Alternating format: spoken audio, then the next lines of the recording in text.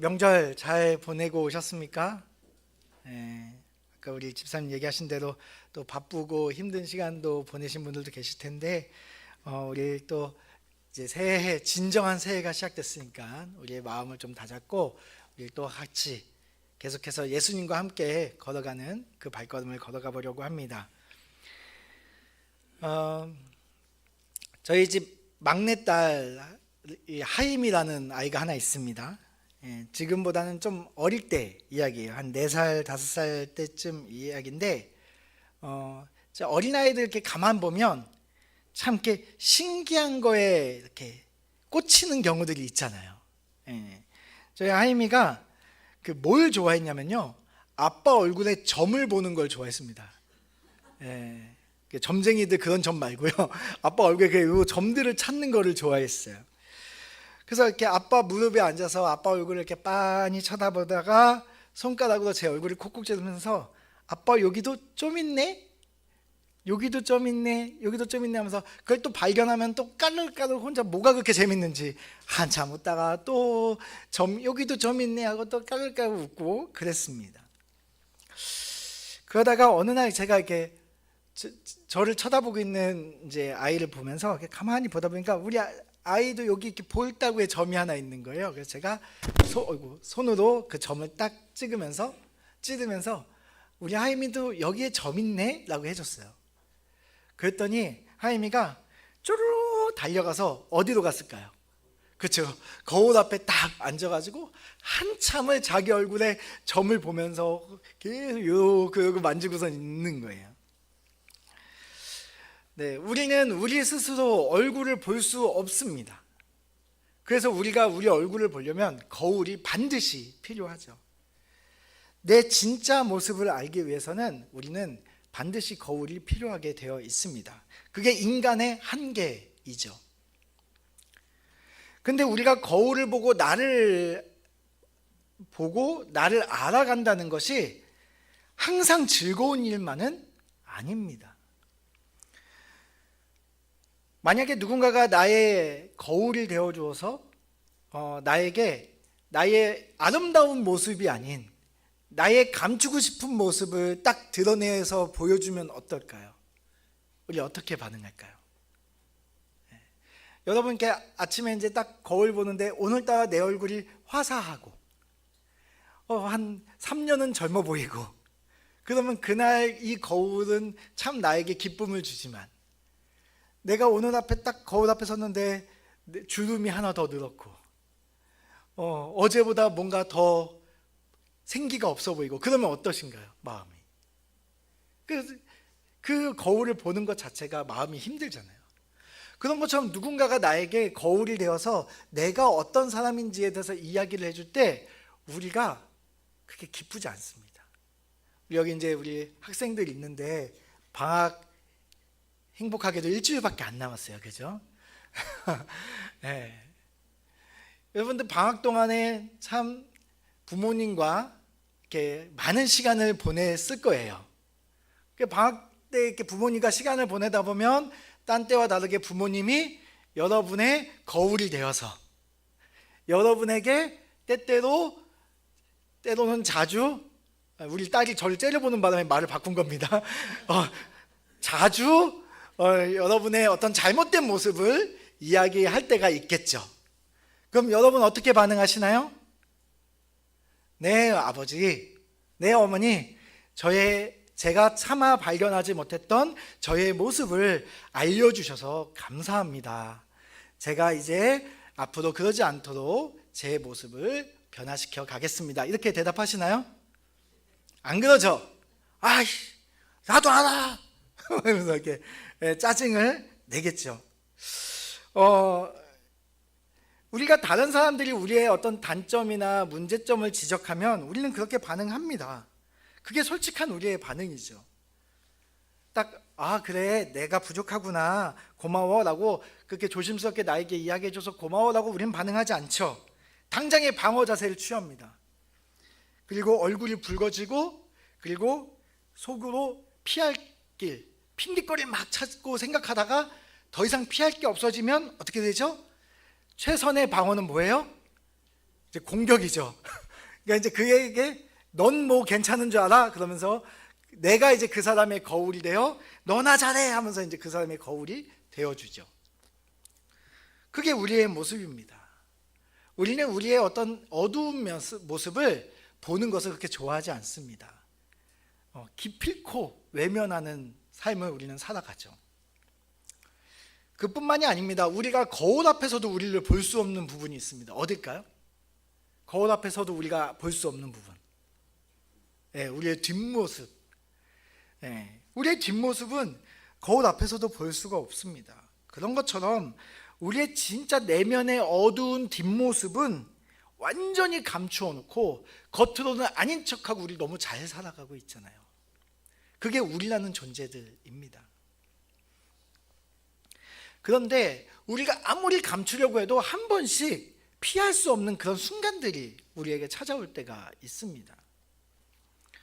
우리 이번 한 주 이렇게 기도 제목을 계속해서 이렇게 나눠 드렸었는데, 우리 이승서 목사님께서 그 뇌출혈로 쓰러진 것 때문에 저희가 계속 기도 제목을 나누고 또 함께 또 마음을 모아서 기도했고, 그 기도에 하나님께서 또 응답하셔서 조금씩 또 회복하신다는 또 소식을 듣게 되고 참 얼마나 감사한지 모르겠습니다. 여러분들이 계속해서 이승서 목사님을 위해서 또 계속 기도해 주셨으면 좋겠습니다.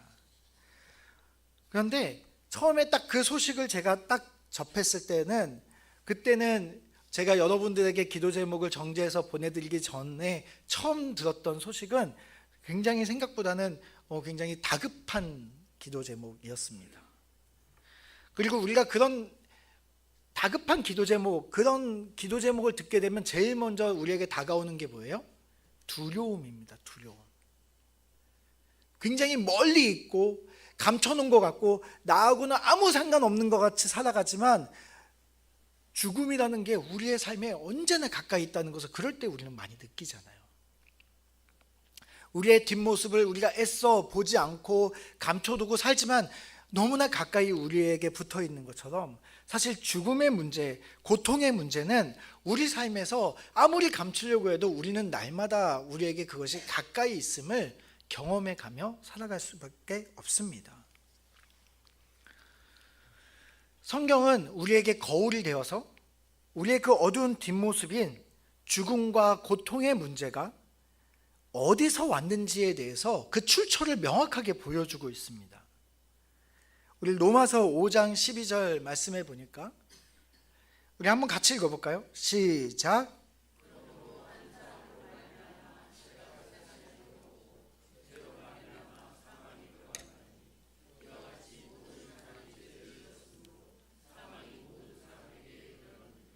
네, 우리 인생의 그 어두운 뒷모습, 죽음과 고통의 문제가 어떻게 우리에게 왔나요? 네, 그것은 바로 죄로 인한 결과다라고 이야기합니다. 성경은 최초의 인간 아담이 선악과를 먹고 불순종한 순간 이 세상에는 죄라는 것이 등장합니다. 근데 우리가 보통 그 성경을 읽을 때 선악과를 따먹은 하나의 죄라고 생각하기 쉽지만 그게 아니고, 그 순간 죄라는 압도적이고 거대한 세력이 이 세상에 침투하여 지배한 거예요. 우리 막 임진왜란 때 일본이 쳐들어와서 우리나라를 막 지배하는 막 그런 그림처럼, 우리가 그 아담이 선악과를 따먹는 순간 그 죄의 세력이 이 땅에 침투하여 우리 이 온 세상을 지배해 버린 것이 그 첫 번째 죄의 사건이었습니다. 본래 인간은 영원히 사는 존재였습니다. 아니, 더 정확하게 말하면 인간은 영원하지 않은 존재였지만 영원하신 하나님과 함께 있음으로 말미암아 영원하신 하나님으로부터 영원한 생명을 공급받아 영원한 존재로 살 수 있었습니다. 그러나 죄가 인간에게 들어오고 죄가 이 세상을 지배하기 시작하면서 생명을 공급하시는 하나님과 우리가 완전히 단절됨을 이루게 됩니다. 그로 인해서 인간의 삶은 죽음과 고통을 피할 수 없게 된 것이죠. 하나님으로부터 끊어졌고 생명을 공급받을 수 없게 되고 그 죽음의 결과로 달려가는 모든 과정은 고통스러울 수밖에 없는 겁니다. 그래서 인생은 고통스러울 수밖에 없는 거예요. 자, 그렇다면 인간을 이 죽음과 고통의 문제로 몰아넣고 있는 죄의 핵심 본질이 무엇일까요? 로마서 1장 28절에 보면 그것은 마음에 하나님을 두기 싫어하는 것이 죄의 본질이다라고 이야기를 합니다. 도덕적이지 않은 행동이나 법을 어기는 그런 문제를 이야기하기에 앞서서 죄의 본질은 마음에 하나님을 두기 싫어하는 것, 다시 말하면 하나님과의 관계가 끊어진 단절된 상태임을 말하고 있습니다. 그래서 죄는 하나님과 관계가 하나님을 마음에 두기 싫어하는 상태가 된 거죠. 왜 그럴까요? 왜 우리는 하나님을 마음에, 죄인인 우리들은 하나님을 마음에 두기 싫어할까요? 왜냐하면 죄는 우리 스스로가 주인이 되라고 말하고 있기 때문에 그렇습니다. 하나님을 마음에 두는 순간 하나님이 주인이시잖아요. 그래서 하나님을 주인으로 두기 싫어하기 때문에, 내 맘대로 살고 싶기 때문에 우리는 내 삶의 주인으로 하나님을 모시기 싫어지는 거죠. 그리고 그렇게 하나님을 모시지 않고 하나님을 떠나서 하나님과 단절된 상태로 살아가다 보면 인간은 그 삶에서 죄의 파괴적인 열매를 맺으며 살아갈 수밖에 없게 됩니다. 로마서 1장 28절 이 말씀 이후에 그 열매가 무엇인지에 대해서 하나하나 이야기를 합니다. 29절에 보면 모든 불의, 그러니까 의롭지 않은 행동들을 이야기하고, 또 보니까 추악은 악을 추구한다라는 거죠. 선을 추구하고 싶은데, 마음으로는 선을 추구하고 싶은데 죄는 계속해서 우리를 악을 추구하게 만드는 거예요. 자, 우리 여기 있는 우리 학생부 친구들, 집에서 부모님과 지내면서 방학 동안 여러분이 아침에 눈을 뜨면 오늘 하루는 내가 우리 어머니 아버지의 말을 절대 듣지 않겠다 라고 다짐하고 눈을 뜨고 있습니까? 하루도 그렇게 살지 않았지만 하루도 빠짐없이 그렇게 우리가 살고 있죠. 또 보면은 탐욕을 이야기합니다. 탐욕은 남의 것을 자기 걸로 만들고 싶은 욕심의 마음이에요. 이것은 단지 누구 것을 뺏었다가 아니라 뺏지 않아도 남이 가진 것을 보고 부러워하며 그것이 내 것이 되기를 바라는 마음인 거죠. 그 다음에 악의가 가득한 자, 악한 의도가 가득하다는 거예요. 이것은 특별히 남을 속이고 꼬드겨서 그 사람이 잘못된 길로 가기를 바라는 마음이 우리 안에 있다는 거예요. 그 다음에 보면은 시기가 있습니다. 다른 사람을 비난하고 깎아내리고 싶은 마음이 있어요. 그 다음에 보면은 분쟁이 있습니다. 툭하면 싸우고 평가하고 갈등을 일으키고 싶은 거예요. 겉으로는 하나 되고 싶어 하지만 우리 내면에는 평가하고 싶고 나눠주고 싶은 거죠. 지금 이거 계속 보시면 지금 우리 한국 사회의 대부분의 문제가 여기 있다는 게 보입니다. 요즘에 우리 한국 사회 어떤가요? 남녀의 갈등, 세대의 갈등, 지역의 갈등, 계속 분쟁을 일으키고 있죠. 또 여기 보면 사기, 남을 속여서 자신의 이득을 취하려고 하는 마음. 또 악독, 여기 악독은 뭐냐면 원어로 보면은 나쁜 습관, 습관적인 죄를 의미합니다. 그러니까 계속해서 죄를 반복적으로 짓는 것을 이야기하는 거죠. 그러니까 끊어낼 수 없는 아주 깊숙이 들어있는 우리에게 독과 같은 역할을 하는 죄에 대해서 이야기하는 겁니다. 또 수근수근 은밀하게 뒤에서 뒷담화하며 친구와 친구 사이를 갈라놓고 분열시키고 싶은 마음, 그걸 이야기하는 거죠. 그러니까 이런 마음들이 있으니까 우리 어때요? 설 명절에 친척들 만나가지고 친척이 땅을 사면 어떻게 돼요? 축하해주고 축복해주고 어휴 잘됐다 하지만 이상하게 배가 아프죠. 왜요? 이 마음에 우리가 이 죄의 마음이 가득하기 때문에 그렇습니다. 이후에 뒤에 두 구절도 읽어보면은 그렇습니다. 비방 안 넘어갔네요. 한 번만 넘겨주시겠습니까? 네. 그 다음 성경 구절도 쭉 보면은 계속해서 우리의 죄의 열매가 무엇인지에 대해서 쭉 이야기를 합니다. 교만한 자, 자랑하는 자, 악을 도모하는 자, 부모를 거역하는 자, 그리고 우매한 자. 그러니까 이거는 잘 몰라서 죄를 짓는 것까지도 포함해서 이야기하고 있어요. 또 보면은 배약하는 자. 배약하는 자는 뭐예요? 약속이나 규칙을 가볍게 어기는 것을 이야기합니다. 약속을 어기고 싶지 않죠. 근데 우리는 약속을 어길 수밖에 없는 연약한 자가 되는 거예요. 죄 때문에 그런 거죠. 또 무정한 자, 다른 사람의 아픔이나 슬픔을 공감하지 못하는 것. 또 무자비한 자, 다른 사람의 실수나 잘못을 어떻게 해요? 덮어주어야 하는데 덮어주는 게 아니라 어떻게 하나요? 끝까지 몰아붙여서 가혹하게 몰아붙여서 끝으로 벼랑 끝으로 밀어버리는 것을 이야기합니다. 지금 오늘날 한국 사회에 이 모습 너무나 많지 않나요? 연예인이 뭐 하나 잘못하면 어떻게 되나요? 언제 끝나요? 그 사람이 죽으면 끝나잖아요.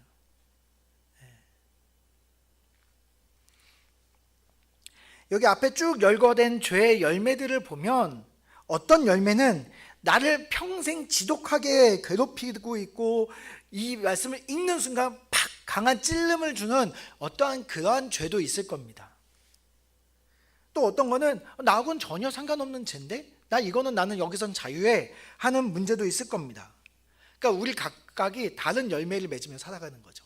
누구는 배나무고 누구는 사과나무인 것처럼 누구는 교만함의 나무고 누구는 배악의 나무고 누구는 부모를 거역하는 나무고 누구는 무자비한 나무가 되는 거죠.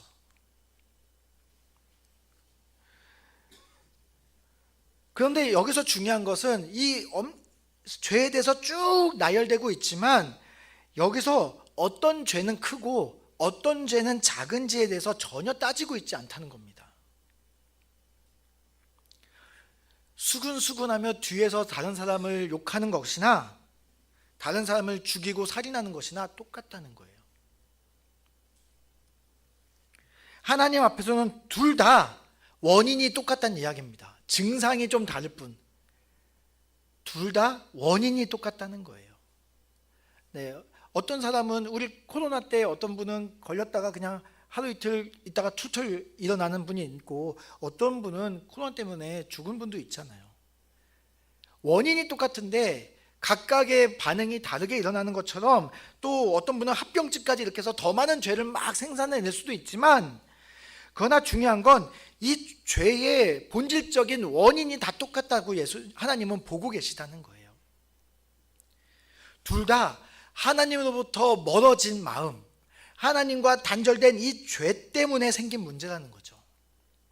단지 상황이 좋았을 뿐, 저 감옥에 있는 살인자보다 내가 나은 것은 그저 내가 상황이 좀 더 나았을 뿐인 거예요.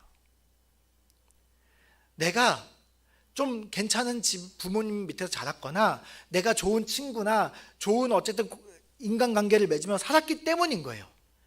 나도 그 사람과 같은 인생을 살면 나도 어쩔 수 없이 그렇게 될 수밖에 없는 존재일 수도 있다는 거예요.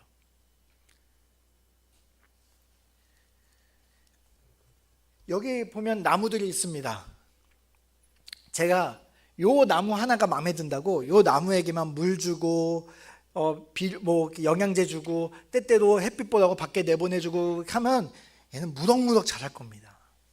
근데 여기 있는 애들은 마음에 안 든다고 제가 물을 한 방울도 안 주고 영양제도 안 주고 아무것도 안 주고 신경 안 쓰면 어떻게 될까요? 얘는 시들시들해질 겁니다.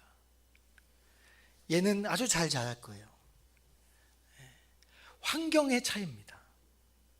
똑같이 나무지만 환경에 따라 잘 자라고 못 자라는 차이가 있는 거죠. 우리의 죄도 마찬가지라는 거예요. 환경에 따라 더 많은 죄를 짓는 사람이 있고 덜 짓는 사람이 있을 수는 있지만 그건 환경의 차이인 거예요. 우리 모두는 다 죄의 본질적 문제를 가지고 있는 건 변하지 않는다는 겁니다. 우리 요즘에 사회적인 문제가 되고 있는 마약에 대해서 생각하면 우리는 마약은 아주 심각한 범죄라고 생각을 합니다. 그런데 술을 취하는 것에 대해서는 우리가 그 정도는 괜찮아 라고 생각하고 넘어가죠. 우리 기독교에서 가장 위험하게 보고 있는 것 중에 하나가 동성애에 대해서 굉장히 우리는 예민하게 보잖아요. 그런데 우리가 이 동성애에 대해서는 아주 큰 문제인 것처럼 이야기하지만, 우리가 혼자서 조용히 음란물을 보거나 이성에게 잠시 음욕을 품는 정도의 문제는 그렇게 큰 문제가 아니라고 생각을 합니다. 때로는 그냥 웃으면서 개그로도 이야기할 수 있는 정도의 문제라고 생각하는 거죠. 그러나 하나님 앞에서는 다르다는 거예요. 이 모든 게 다 하나님과 관계에서 끊어져서 우리 안에 죄의 열매로 드러나고 있는 모습일 뿐이라는 겁니다.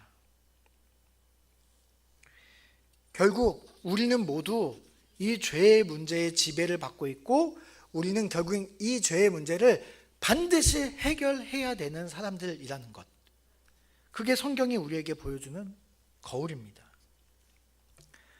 오늘 우리가 함께 읽은 마가복음 2장은 예수님께서 1장에서 예수님께서 이 땅에 하나님 나라가 어떤 곳인지에 대한, 다시 말하면 하나님 나라의 그 거울을 이 땅에 가져오시자 그동안 모르고 지냈던 우리의 어두운 민낯이 드러나는 것을 보게 됩니다. 죄송합니다. 예수님께서 오시기 전에 사람들은 거울이 없었어요. 그러니까 그냥 비교할 것이 없으니까 아픈 게 당연한 거예요. 가난한 게 당연하고요, 억압받는 게 당연한 거고요, 고통받는 게 당연한 거예요. 모든 사람은 원래 그렇게 고통받다가 죽는 게 당연한 거예요. 그렇게 인간은 그냥 당연한 줄 알고 살았어요. 근데 예수님이 하나님 나라를 이 땅에 가져오자 그게 당연한 게 아닌 것을 알게 된 거예요. 예수님이 이 땅에 오시자 뭐 했어요? 귀신을 쫓아내셨어요. 병자를 고치셨어요. 마음이 상한 자들을 치료해 주셨어요. 나병한 자를 만져주셨어요. 그러니까 비로소 우리가 망가진 세상이었구나라는 걸 깨닫게 되는 거죠. 그래서 예수님께서 이 땅에 가져오시는 그 하나님 나라, 하나님이 처음부터 계획하셨던 그 아름다운 하나님 나라를 맛보니까 이제 그 나라에 속하고 싶었던 거예요. 그러니까 사람들이 반응하기 시작하는 거예요. 고통이 없었으면 좋겠고, 이제 더 이상 죽음이 없었으면 좋겠고, 더 이상 악한 세력의 지배를 받지 않는 그런 세상에 속하고 싶어지는 거죠. 그래서 그 거울을 마주한 사람들이 어떻게 해요? 가만히 있을 수 없는 겁니다. 어떻게 해야 하나요? 우리 하임이가 여기 너 점 있네 했을 때 거울로 달려가듯 예수님께 달려가는 겁니다. 그래서 마가복음 2장 1절에 보면 정말 많은 사람들이 몰려옵니다. 우리 2절 말씀 한번 볼까요? 많은 사람들이 모여, 어느 정도로 모였어요? 문 앞까지도 들어설 자리가 없게. 그러니까 이전에는 문전성시였다면 이제는 문 앞에까지 그냥 가득 사람들이 들어찬 겁니다. 지금 예수님께서 나병 환자 고치시고 가버나움으로 다시 오신 겁니다. 그러니까 지금 베드로의 집에 다시 오신 것 같아요. 베드로의 집에 예수님이 오셨다는 소문이 퍼지자 그 하나님 나라를 경험하고 싶은 수많은 사람들이 몰려옵니다. 그리고 발 디딜 틈이 없이 겹겹이 쌓여 큰 벽처럼 세워져 있습니다. 그 사람들에게 예수님 어떻게 하시나요? 그들에게 도를 말씀하시더니 라고 되어 있습니다. 여기 도는 우리 그 길에서 도를 아십니까 할 때 그 도하고는 좀 많이 다릅니다. 여기 도는 사실 그냥 원어로 보면 로고스 말씀이에요. 그러니까 그들에게 말씀을 말씀하시더니 하니까 좀 이상하잖아요. 그래서 그냥 도라고 이제 우리가 번역을 할 때 도라는 표현을 썼는데, 다시 말하면 이거는 계속해서 예수님께서 전하고 계시는 하나님 나라에 대해서 말씀하시더니 라고 보는 겁니다. 하나님 나라, 하나님이 다스리시는 그 나라에 대해서 예수님께서 그 모인 사람들에게 말씀을 전하고 계십니다. 바로 그때 황당한 일이 벌어지게 되죠. 3절 말씀 우리 함께 읽어보겠습니다. 시작.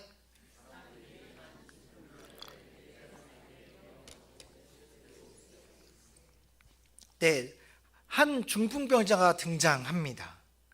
스스로는 손가락을 하나 까딱할 수도 없는 그 중풍병자 한 사람과 그 친구를 들것에 실어 내 귀퉁이를 잡고 온 4명의 친구들에 대한 이야기가 시작되고 있습니다. 여러분 중풍 많이 들어보셨나요? 네, 옛날에 저 어릴 때는 중풍 진짜 많이 들어본 것 같은데 요즘에는 중풍이란 말 잘 안 쓰죠. 예, 요즘은 그걸 좀 분리해서 쓰기 시작합니다. 예전에는 뇌출혈이나 뇌경색이나 뇌에 문제가 생겨 마비가 되는 모든 걸 다 중풍이라고 이야기를 했습니다. 근데 오늘날은 이거는 뇌출혈입니다. 이거는 제가 방금 뭐라고 했죠? 뇌경색이나 왜 이렇게 생각이 안 나죠? 뇌경색이 오거나 뭐 이런 걸로 우리가 분리해서 보통 설명을 많이 합니다. 어쨌든 여기서 중풍은 뇌혈관에 문제가 생겨서 그 신경이 이제 뇌혈관으로 인하여 신경에 문제가 생겨서 이제 머리에서 뇌에서 하는 명령이 몸으로 전달이 안 되는 거예요. 그래서 내 몸을 마음대로 움직일 수 없는 질병이 바로 이 중풍이라는 병입니다. 내 마음대로 움직일 수 없는 매우 무서운 질환이죠. 질병입니다. 머릿속으로는 걷고 싶고 일어나고 싶고 손을 뻗고 싶은데 내 마음대로 전혀 되지 못하는 그 명령이 하달되지 않는 상태에 이르는 거죠. 현대에도 이게 이렇게 무서운 병인데 2000년 전에는 어땠을까요? 2000년 전에는 너무나 무서운 병이었겠죠. 그러니까 중풍이 오면 걷지도 못하고 누워서 그냥 죽음을 맞이하는, 그냥 그 고통 속에서 죽음을 맞이하는 삶을 당연한 듯 살아가야 했던 그런 삶을 살고 있었지만 그때 예수님이라는 분이 등장하고 하나님 나라의 거울이 등장하고 내가 당연한 줄 알고 살았던 이 모든 것이 당연하지 않다는 것을 깨닫고 예수님께 나아가기 시작합니다. 모르겠어요. 그 사이에 어떤 일이 있었는지 중풍병자가 야 친구들 내가 예수님에 대한 이야기를 들었는데 나 좀 예수님께 데려가줘 라고 했는지, 친구들이 예수님께 가면 너 나을 수 있어 하고선 그냥 누워있는 친구를 들고 갔는지 우리가 다 알 수는 없지만 아마도 어쨌든 뭐 그들의 마음이 하나가 되어 예수님 앞에 나온 것 같습니다. 무기력하게 친구가 죽음을 향해 달려가는 모습을 보고 있었던 그들에게 이제 하나님 나라가 유일한 한 줄기 희망으로 그들에게 다가옵니다. 그리고 그들은 그 희망을 절박한 심정으로 붙잡았습니다. 자, 그 절박한 마음으로 이제 예수님께 나왔는데 큰 벽이 생겼죠. 뭐예요? 사람이 너무 많아서. 혼자면 이렇게 삐짓고라도 들어가겠는데 들고 남자 4명이 환자 1명 두고 그 사이를 삐짓고 갈 방법이 없는 거죠. 그래서 그들이 선택한 방법이 무엇입니까? 지붕을 뜯는 겁니다. 4절 말씀을 보면 예수께 데려갈 수 없으므로 그 계신 곳에 지붕을 뜯어 구멍을 내고 라고 되어 있습니다. 여러분 이해가 되십니까? 갑자기 여기 누가 와서 이거 지붕 구멍 내고 뜯으면 아마 우리 송 집사님 아마 가만히 못 있으실 것 같은데 네. 이스라엘 나라의 문화를 좀 우리가 이해해 볼 필요가 있는데 그들의 집은 어떻게 지었냐면요, 먼저 큰 나무로 기둥을 받치고 그 사이에 얇은 나무나 아니면 건초를 덮었습니다. 옛날 우리 초가집 생각하면 비슷합니다.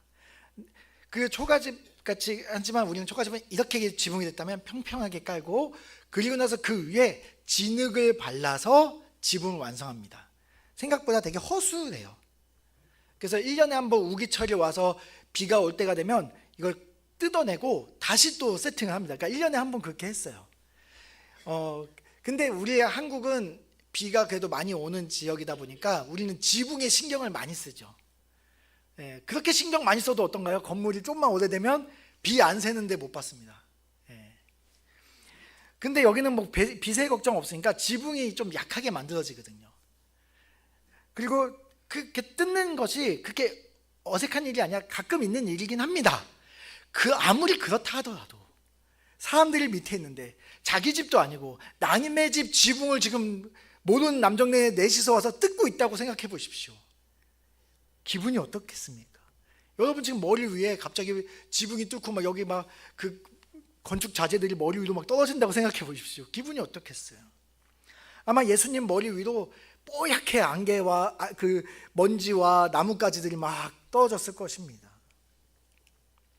참 몰지각한 행동이 아닐 수 없습니다. 그러나 그 중풍병자와 그 친구들은 하나님 나라를 그저 뒷자리에서 그냥 이야기로만 듣다가 돌아갈 수 없었습니다. 그들에게는 예수님이 유일한 희망이었고 그 희망을 간절히 붙잡기를 원했습니다.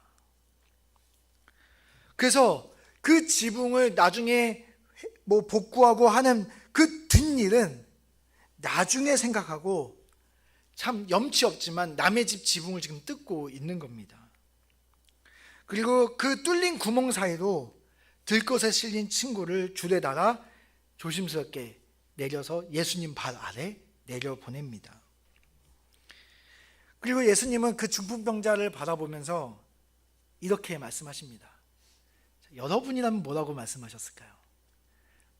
갑자기 우리 집 아파트 사시는 분들이 그래도 많이 계신 것 같은데, 우리 집 아파트 빌라에 내가 소파에 앉아있는데 우리 머리 위로 윗집에서 물이 새가지고 내 머리 위로 물이 똑똑 떨어진다고 생각해 보십시오. 여러분 어떻게 할까요? 요즘에 층간소음만으로도 난리가 나는데, 그죠? 당장 막 뛰쳐 올라가서 막 언성을 높이고 막 그러지 않나요? 근데 예수님 앞에 그 딱 사람이 내려오자 예수님께서 5절에 이렇게 말씀하십니다. 우리 한번 같이 읽어볼까요? 시작.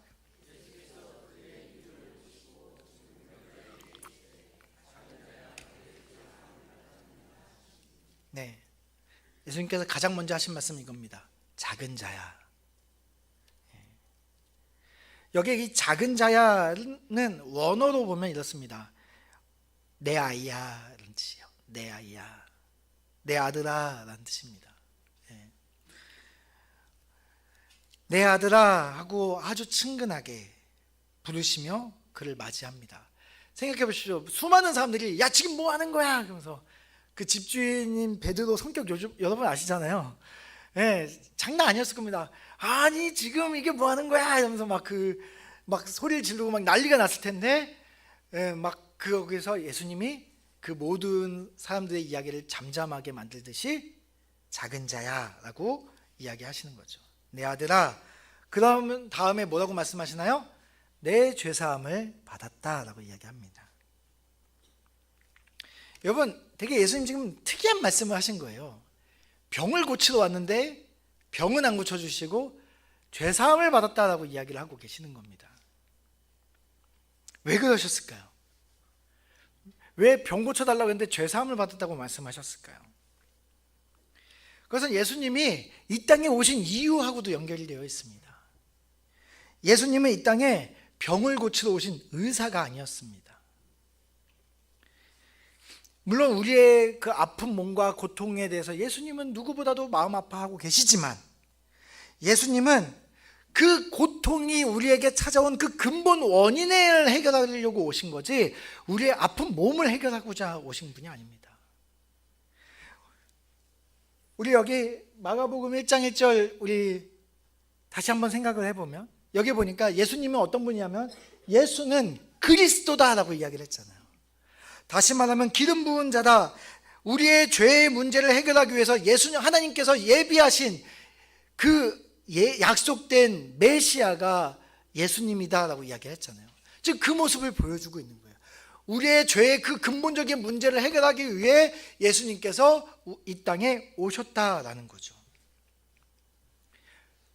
중풍병자의 온몸의 그 육신의 마비 증상보다 더 무섭고 더 중요하고 반드시 해결해야 될 그 문제를 해결하기 위해 이 땅에 오셨다는 겁니다.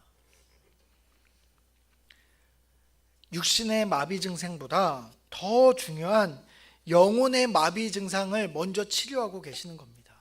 죄로 인해 하나님의 말씀에 순종하지 못했던 우리 영적 마비 증상을 지금 예수님이 먼저 치료하고 계시는 것입니다.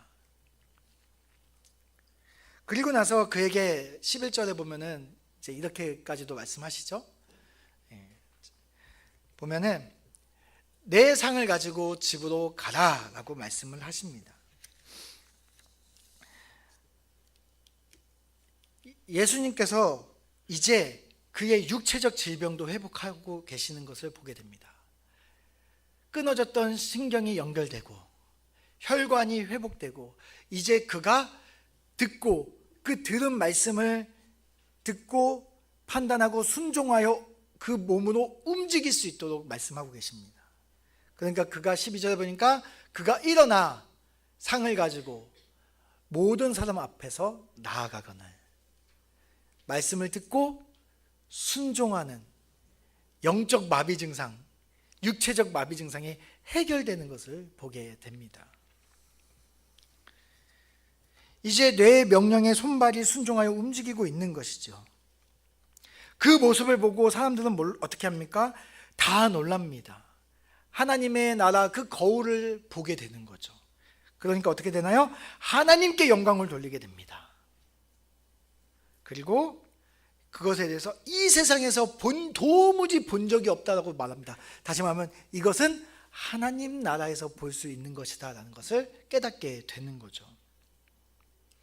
바로 그곳에 하나님 나라가 그들의 마음을 뚫고 지붕을 뚫듯이 그들의 마음을 뚫고 하나님 나라가 임하게 되는 것을 보게 되는 겁니다. 우리가 하나님 나라가 임한다는 게 무엇입니까? 하나님의 나라가 임한다. 우리 막둥이 이름이 하임인데 그게 하나님의 나라가 임한다는 뜻을 갖고 있습니다. 도대체 하나님 나라가 임한다는 게 무엇인가요? 바로 오늘 말씀처럼 중풍병자처럼 끊어졌던 하나님의 그 다스림, 죄로 인해서 마비된 삶을 살아간 죄인의 우리의 삶, 그것이 하나님의 다스림이 회복되고 이제 하나님의 말씀대로 하나님의 뜻대로 손과 발이 움직여서 그 마비 증상이 회복되는 것이 하나님의 나라가 임하는 것입니다. 자, 여기 있는 수많은 사람들이 이 모습을 보고 하나님의 영광, 하나님 나라를 발견하고 그것에 대해서 지금 감탄하고 있습니다.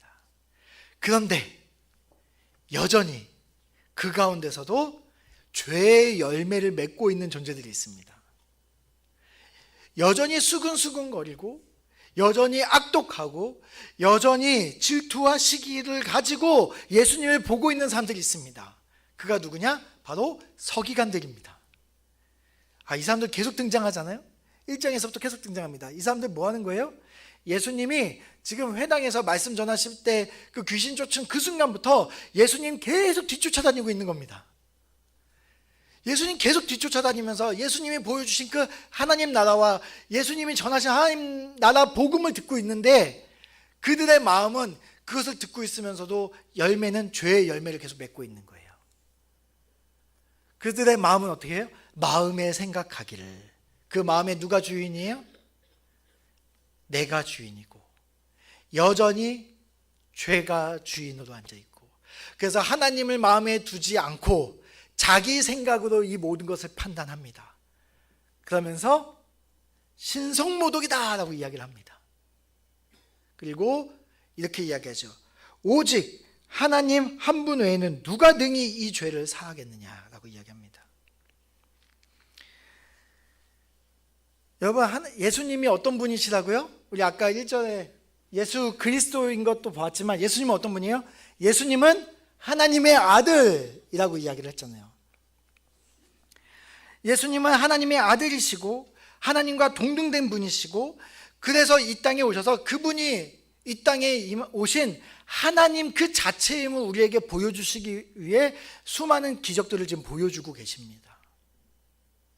그러나 영적 마비 상태에서 여전히 예수님과 함께 다니고 있었지만 그 서기관들은 내 마음에 내가 주인이고 그래서 죄의 열매를 가지고 삐딱하게 예수님을 보니까 신성모독이라고 보고 있는 거죠.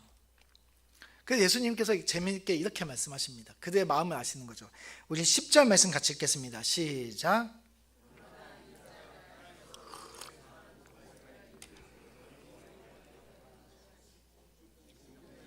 네. 지금 뭐라고 말씀하세요? 인자가 땅에서 죄를 사하는 권세, 지금 죄를 사하는 권세는 누구한테만 있어요?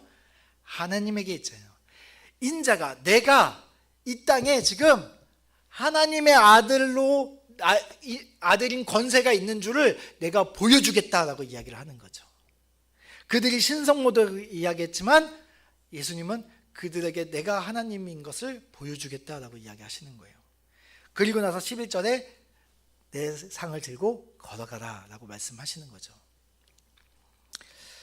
우리 지난주에 우리 또 명절에 이렇게 내려가시고 하시면서 이렇게 못 오신 분도 좀 계시지만 우리 고통의 선물 세트를 받았던 한 사람이 등장했습니다. 누구였죠? 지난주에? 우리 일주일은 참 긴 시간입니다. 그죠? 우리 고통의 선물 세트를 받았던 사람 누굴까요? 나병 환자가 등장했었습니다. 나병 환자는 의 모습을 통해서 예수님께서는 우리 인간의 죄의 문제를 보여주셨습니다. 우리는 우리 스스로 이 죄의 문제를 해결할 수 없는 존재였습니다. 그래서 예수님의 그 피가 필요했음을, 그 피로 인하여 우리가 다시 회복될 필요가 있음을, 그걸 우리는 지난주에 보았습니다. 계속해서 예수님은 그 모습을 우리한테 보여주고 계시는 거예요. 오늘 이 중풍병자를 통해서 또한 우리들의 모습을 또 보여주고 계시는 겁니다. 우리가 이 죄로 인해서 하나님과 단절되고 내 안에 내가 주인 자리에 앉아서 내가 하고 싶은 대로 살다 보니 영적 마비 상태가 돼서 하나님 말씀에 불순종하고 하나님의 말씀대로 뜻대로 살지 않으려고 하는 그러한 우리의 영적 마비 상태를 보여주고 계시는 것입니다. 그래서 오늘 말씀은 우리로 하여금 예수님께서 우리의 영적 마비 상태를 회복하시기 위해서, 다시 말해 우리의 죄의 그 본질적 문제를 해결하기 위해서 하나님의 아들 예수 그리스도께서 이 땅에 오셨음을 보여주고 있는 말씀입니다. 나는 하나님의 다스림 안에 있습니까? 아니면 나는 죄의 다스림 안에 있습니까? 이것은 우리의 열매를 보면 알 수 있습니다. 우리는 선한 열매를 맺고 있습니까? 아니면 우리는 죄의 열매를 맺고 있습니까? 큰 별거 아닌, 그냥 뒤에서 그냥 수근수근하며 그냥 가볍게 나무에 뒷담화하는 데에 잠깐 동참하는 정도. 그 정도는 괜찮지. 내 열매가 한라봉을 심었는데 낑깡이 열려도 우리는 그냥 본질적인 죄의 문제를 가지고 있는 거죠. 우리는 우리에게 그런 열매, 죄의 열매가 맺으면 이 문제를 우리는 반드시 해결해야 됨을 오늘 보여주고 있습니다. 그저 그 자리에 앉아 그냥 예수님의 말씀 듣다가 돌아가는 수많은 무리와 다르게 오늘 내 안에 발견된 이 작은 죄의 문제, 그 문제를 붙잡고 이걸 해결하기 위해서 지붕을 뚫어야 된다는 거예요. 그 간절함으로 나아가야 되는 거예요. 당연히 우리에게 바쁘고 급한 문제들이 있지만 그 뒷감당이 먼저가 아니라 정말 중요한 우리의 영적 단절을 시키는 이 죄의 문제를 먼저 우리가 간절하게 해결해 나아가야 된다는 것을 보여주고 있습니다. 오늘 이 시간 지붕을 뚫는 심정으로 간절한 마음으로 우리가 예수님께 나아가기를 원합니다. 우리는 오늘 이 중풍병자처럼 우리가 영적 중풍병에서 회복되어야 합니다. 예수님께서 우리에게 일어나 상을 가지고 집으로 가라 라고 명령하시는데 우리는 우리의 삶에서 아무 일도 일어나지 않는다면, 그리고 틈틈이 우리가 계속해서 죄의 열매를 맺고 있다면 우리는 여전히 영적 마비 증세에 시달리고 있는 거예요. 예수님께서 일어나 내 상을 가지고 집으로 가라 아주 구체적으로 말씀하십니다.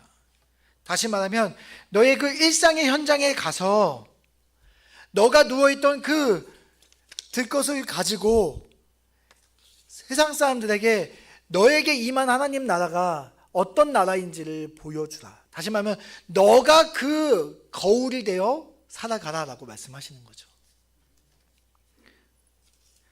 내 일상의 현장에서, 가정에서, 학교에서 하나님의 뜻에 순종하여 내가 하나님 나라의 거울이 되어 그곳에서 내가 간증을 담아 하나님 앞에 나아가는 삶을 살아야 된다는 거예요. 하나님과 나를 단절시킨 그 죄의 다스림이 아니라 하나님의 다스림을 받는 삶으로 일어나 걸어가 내 삶을 살아가라라고 말씀하시는 거죠. 마지막으로 우리는 오늘 본문에서 등장하는 4명의 친구들에게 주목할 필요가 있습니다. 왜냐하면 예수님께서 그들에게 주목하고 계시기 때문입니다. 5절 말씀에 보면은 예수께서 그들의 믿음을 보시고 라고 말씀하십니다. 예수께서 그의 믿음을 보시고 였으면 예수님은 중풍병자 한 사람의 믿음을 이야기하는 걸 수 있습니다. 그런데 지금 그들의 믿음이라는 것은 중풍병자와 그 친구들의 믿음을 함께 이야기하고 계시죠. 예수님께서 지금 무엇을 주목해서 보십니까? 믿음을 주목해서 보고 계십니다. 지붕을 뚫고, 여러분 지붕을 뚫는다는 게 무엇입니까? 이제 그 이후에 뒷감당이 어렵다는 걸 알죠. 그 이후에 어떤 수고가 나에게 필요할 수 있습니다. 어떤 비용을 지불해야 될 수도 있습니다. 그러나 이 내 친구라는 그 한 영혼을 포기하지 않았던 그 4명의 친구들의 그 믿음, 그 공동체의 믿음을 보고 계시는 거죠. 한 영혼을 살리기 위해 기꺼이 수고와 비용을 지불하는 그 공동체의 믿음을 예수님께서 주목하여 보고 계시는 것입니다. 오늘 설교 제목이 예수님께서 주목하시는 교회입니다. 다시 말하면 예수님께서는 한 영혼을 살리기 위해 기꺼이 그 수고와 비용을 지불하는 교회에 예수님께서 주목하고 계십니다. 중풍병자는 혼자 힘으로는 예수님께 나아갈 수 없는 사람의 모습을 보여주고 있습니다. 그러나 그와 함께하는 친구 공동체가 있었기 때문에 그는 예수님께 나아갈 수 있었고 그가 예수님을 만날 수 있었고 그가 하나님 나라를 경험할 수 있게 되었습니다. 우리 대전성서 침례교회가 이런 공동체가 되기를 바랍니다. 예수님께서 주목하여 보시는 그 믿음의 공동체가 되기를 바랍니다. 다른 사람의 죄로 인해서, 다른 사람들이 그 죄로 인해서 세상 속에서 정말 거울 없이 그냥 그게 인생인 것처럼 그저 그렇게 고통과 죽음을 묵묵히 받아내며 그렇게 살아가고 있는 그들에게 그것이 잘못되었음을 우리가 거울이 되어 그들에게 보여주어야 합니다. 고통 속에서 그저 있는 그들을 그저 바라만 보지 않고 적극적으로 그들을 하나님께 나올 수 있도록 그 어떠한 수고와 비용을 지불하는 헌신의 공동체가 되어야 합니다. 그래서 우리 한 사람 한 사람이 오늘 말씀처럼 그 내 영적 마비 증세가 회복되고 이제 하나님의 말씀에 순종하여 하나님 앞에 우리가 회복되고 그 간증을 가지고, 다시 말하면 내 상을 들고 내 들 것을 가지고 내가 누워있던, 내가 죄인이었던 내 모습을 가지고 이제 세상 사람들에게 나아가 내 간증을 하며 그들을 또 살리기 위해 나아가는, 그래서 나 혼자뿐만 아니라 우리 공동체가 함께 한 영혼을 살리기 위해 나아가는 그러한 공동체가 되기를 원하신다는 겁니다. 세상 사람들은 스스로의 모습을 볼 수 없습니다. 자신이 죄인이라는 사실을 깨닫는 것조차 어렵습니다. 우리가 거울이 되지 않으면 어렵습니다. 하나님의 다스림이 회복되어야 되는 곳, 하나님의 그 다스림을 경험해야 될 그 사람 한 사람 한 사람에게 나아가는, 기꺼이 나아가는 저희 모두가 되기를 바랍니다. 여러분, 이것이 교회의 생명력입니다. 여러분, 저기 어디 뭐 대형 교회 가서 엄청 크고 찬양팀 막 대단한 찬양팀들이 와서 막 악기하고 거기 있는 사람들, 수많은 사람들이 막 열광적으로 기도하고, 그리고 막 달병가 목사님들이 막 설교하고, 그러면 거기에 생명력이 있는 것 같지만 아닙니다. 진짜 교회의 생명력은 몇 명이 모이느냐, 교회 건물이 어떻게 얼마나 크냐, 그게 아니라 진짜 교회의 생명력은 바로 이렇게 기꺼이 그 수고와 비용을 지불하는 믿음의 공동체로 말미암아 또 다른 생명이 탄생하는, 또 다른 누군가가 그 상을 들고 일어나 걸어갈 수 있는 존재가 되어가는, 그것이 경험되어지는 것이, 그것이 생명력이 있는 공동체입니다. 그래서 한 명 한 명 개개인은 날마다 선한 열매를 맺어가고, 공동체는 함께 힘을 모아 또 다른 누군가에게 하나님 나라를 선물해 줄 수 있는 그러한 공동체여야만이 생명력이 있습니다. 하나님이 그 생명력이 있는 교회에 주목하여 보십니다. 우리 교회가 하나님이 그 주목하는 그러한 교회가 되기를 바랍니다.